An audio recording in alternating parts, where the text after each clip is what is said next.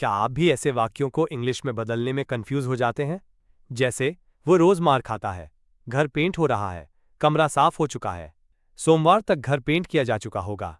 तो ऐसे वाक्य हम रोजमर्रा की जिंदगी में रोज बोलते हैं, घर में बोलते हैं, कोई मिले तो उसे बोलते हैं, और वास्तव में पूछो तो हर जगह पर ऐसे वाक्य ही ज्यादा बोलते हैं।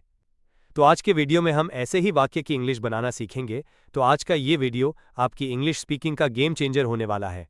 हाय and hello, welcome back to your own channel English and study. तो चलिए शुरू करते हैं आज का मास्टर क्लास वीडियो, जिससे आपका स्पोकन इंग्लिश और राइटिंग दोनों हो जाएगी स्ट्रांग। बस आपसे एक ही रिक्वेस्ट करता हूं, प्लीज वीडियो को अंत तक देख लीजिए। सबसे पहले ऐसे वाक्यों की इंग्लिश बनाते समय कुछ बातों में ध्यान देते हैं। इस तरह के वाक्य में कोई काम करने वाला सब्जेक्ट नहीं होता है। कोई वस्तु होती है, कोई जगह होती है, या कोई इंसान होता है, इनके ऊपर काम किया जाता है, तो इनको ही सब्जेक्ट मानकर सेंटेंसेस को इंग्लिश में बनाया जाता है। इस प्रकार के सेंटेंस को इंग्लिश में बनाते समय हमेशा main verb third form use होता है। इसमें हम इस प्रकार के सेंटेंस को इंग्लिश बनाते हैं जिसमें सब्जेक्ट की जरूरत ही नहीं होती है। तो अब बनाते हैं वाक्यों की इंग्लिश। मोहन रोज मार खाता है, पूनम के घर रोज कपड़े धुलते हैं। इन दोनों वाक्य में कोई काम करने वाला सब्जेक्ट नहीं है, बल्कि किसी सब्जेक्ट के ऊपर काम किया जा रहा है। तो ऐसे वाक्यों को इंग्लिश में हम दो तरीके से बना सकते हैं, helping verb main verb third form से, या get main verb third form से।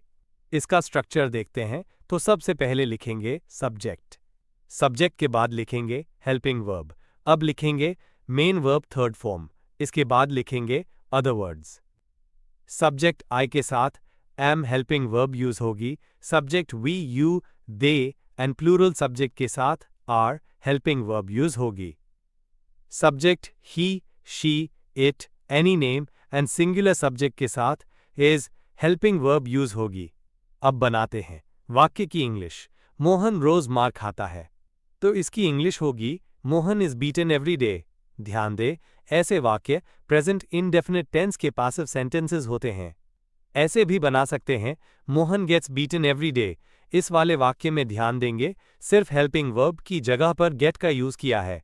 पूनम के घर रोज कपड़े धुलते हैं, तो इसकी इंग्लिश होगी clothes are washed at Poonam's house every day. ऐसे भी बना सकते हैं, clothes get washed at Poonam's house every day. Note, get का यूज होने पर सिंगुलर सब्जेक्ट के अनुसार गेट्स लिखते हैं। घर पेंट हो रहा है, मोहन मार खा रहा है। इन वाक्यों में भी कोई काम करने वाला सब्जेक्ट नहीं है, जबकि जिस पर काम किया जा रहा है वाला सब्जेक्ट है। स्ट्रक्चर देखते हैं। तो लिखेंगे सब्जेक्ट, सब्जेक्ट के बाद लिखेंगे हेल्पिंग वर्ब, इसके बाद लिखेंगे बीइंग, बीइंग के बाद लिखेंगे मेन वर्ब थर्ड फॉर्म, अब लिखेंगे अदर वर्ड्स। यहां पर भी हेल्पिंग वर्ब का रूल यहीं लागू होगा। अब बनाते हैं वाक्यों की इंग्लिश। जैसे, घर पेंट हो रहा है, तो इसकी इंग्लिश होगी the house is being painted. ऐसे भी बना सकते हैं, the house is getting painted. Mohan मार खा रहा है, तो इसकी इंग्लिश होगी मोहन इज बीइंग बीटन। ऐसे भी बना सकते हैं, मोहन इज गेटिंग बीटन। यहां पर ध्यान देंगे, बीइंग की जगह पर गेटिंग को लिखा गया है। बाकी वाक्य सेम टू सेम है। जाना मत, बहुत काम की क्लास है। कमरा साफ हो चुका है, मोहन आज मार खा चुका है। इन वाक्य में भी कोई काम करने वाला सब्जेक्ट नहीं है, बल्कि जिसके ऊपर काम किया गया है सब्जेक्ट है। इसका स्ट्रक्चर देखते हैं। सबसे पहले सब्जेक्ट, सब्जेक्ट के बाद लिखेंगे हेल्पिंग वर्ब, हेल्पिंग वर्ब के बाद लिखेंगे मेन वर्ब थर्ड फॉर्म, अब लिखेंगे अदर वर्ड्स। अब बनाते हैं वाक्यों की इंग्लिश। जैसे, कमरा साफ हो चुका है, तो इसकी इंग्लिश होगी the room has been cleaned. Mohan आज मार खा चुका है, तो इसको इंग्लिश में बनाएंगे Mohan has been beaten today. ध्यान देंगे, यह प्रेजेंट परफेक्ट टेंस के पैसिव सेंटेंसेस है।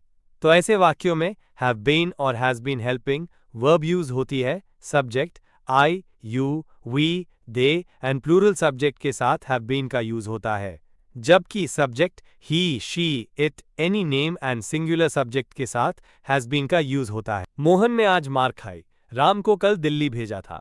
इन दोनों वाक्य में कोई काम करने वाला सब्जेक्ट नहीं है, बल्कि जिसके ऊपर काम किया जा रहा है सब्जेक्ट है। तो पहले स्ट्रक्चर लिखेंगे। तो लिखेंगे सब्जेक्ट, सब्जेक्ट के बाद लिखेंगे हेल्पिंग वर्ब, इसके बाद लिखेंगे मेन वर्ब थर्ड फॉर्म, अब लिखेंगे अदर वर्ड्स। अब देखते हैं वाक्य की इंग्लिश। मोहन ने आज मार खाई, तो इसकी इंग्लिश होगी मोहन वॉज बीटन टुडे। ऐसे भी बना सकते हैं Mohan got beaten today, Ram को कल दिल्ली भेजा था। तो इसकी इंग्लिश होगी Ram was sent to Delhi yesterday. ऐसे भी बना सकते हैं Ram got sent to Delhi yesterday. ये पास्ट इंडेफिनिट टेंस के पैसिव सेंटेंसेस है। Subject I, he, she, it, any name के साथ वॉज यूज होता है, जबकि subject you, we, they, plural number के साथ वर का यूज होता है। मोहन मार खा रहा था, घर पेंट हो रहा था। इन वाक्य में भी कोई काम करने वाला सब्जेक्ट नहीं है, बल्कि जिसके ऊपर काम हो रहा है सब्जेक्ट है। तो देखते हैं इसका स्ट्रक्चर। सब्जेक्ट, सब्जेक्ट के बाद लिखेंगे हेल्पिंग वर्ब्स, हेल्पिंग वर्ब्स के बाद लिखेंगे बीइंग, बीइंग के बाद लिखेंगे मेन वर्ब थर्ड फॉर्म। अब लिखेंगे अदर वर्ड्स। यहां भी हेल्पिंग वर्ब का रूल यहीं लागू होगा। अब देखते हैं वाक्यों की इंग्लिश। जैसे मोहन मार खा रहा था, तो इसकी इंग्लिश होगी मोहन वॉज बीइंग बीटन। ऐसे भी बना सकते हैं मोहन वॉज गेटिंग बीटन। घर पेंट हो रहा था, तो इसकी इंग्लिश होगी the house was being painted. ऐसे भी बना सकते हैं the house was getting painted. ये सब वाक्य पास्ट कंटिन्यूअस टेंस के पैसिव सेंटेंसेस है। कमरा साफ हो चुका था, घर पेंट हो चुका था। इन वाक्य में भी कोई काम करने वाला सब्जेक्ट नहीं है, जिसके ऊपर काम किया गया है सब्जेक्ट है। स्ट्रक्चर, सब्जेक्ट, सब्जेक्ट के बाद लिखेंगे हेल्पिंग वर्ब, हेल्पिंग वर्ब के बाद लिखेंगे मेन वर्ब थर्ड फॉर्म। अब लिखेंगे अदर वर्ड्स। अब बनाते हैं वाक्यों की इंग्लिश। कैमरा साफ हो चुका था, तो इसकी इंग्लिश होगी the camera had been cleaned. घर पेंट हो चुका था, तो इसको इंग्लिश में बनाएंगे the house had been painted. ये सब पास्ट परफेक्ट टेंस के पैसिव सेंटेंसेस है। इस टेंस में सभी सब्जेक्ट के साथ हेल्पिंग वर्ब हैड बीन ही यूज होता है। मोहन शाम को मार खाएगा, कल दिन में घर पेंट किया जाएगा। इन वाक्यों में भी कोई काम करने वाला सब्जेक्ट नहीं है, बल्कि जिनके ऊपर काम किया जाएगा ऐसे सब्जेक्ट है। Structure, subject, helping verbs, main verb third form, other words.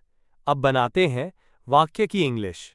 Mohan शाम को मार खाएगा, तो इसकी इंग्लिश होगी Mohan will be beaten in the evening. ऐसे भी बना सकते हैं Mohan will get beaten in the evening. कल दिन में घर पेंट किया जाएगा, तो इसकी इंग्लिश होगी the house will be painted tomorrow during the day. ऐसे भी बना सकते हैं the house will get painted tomorrow during the day. यहाँ दिन में के लिए ड्यूरिंग द डे का यूज किया है। ये सब वाक्य फ्यूचर सिंपल टेंस के पासिव सेंटेंसेस है। इसकी एक ही हेल्पिंग वर्ब होती है, विल बी, जो सभी सब्जेक्ट के साथ यूज होती है। मोहन कल शाम तक पकड़ा जा चुका होगा, सोमवार तक घर पेंट किया जा चुका होगा। इन सब वाक्य में भी कोई काम करने वाला सब्जेक्ट नहीं है, बल्कि जिसके ऊपर काम किया जाएगा ऐसा सब्जेक्ट है। Structure, subject, helping verbs, main verb third form, other words. अब बनाते हैं वाक्यों की English.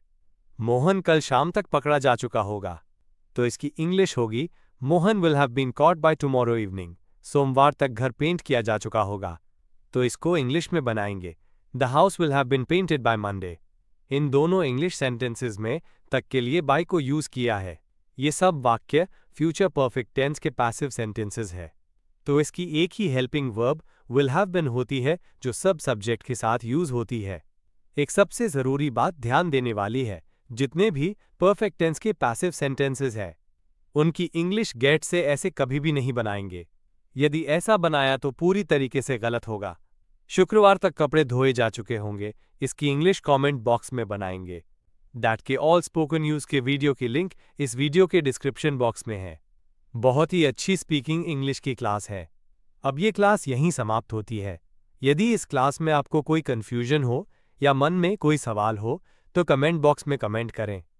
Please like, subscribe and share.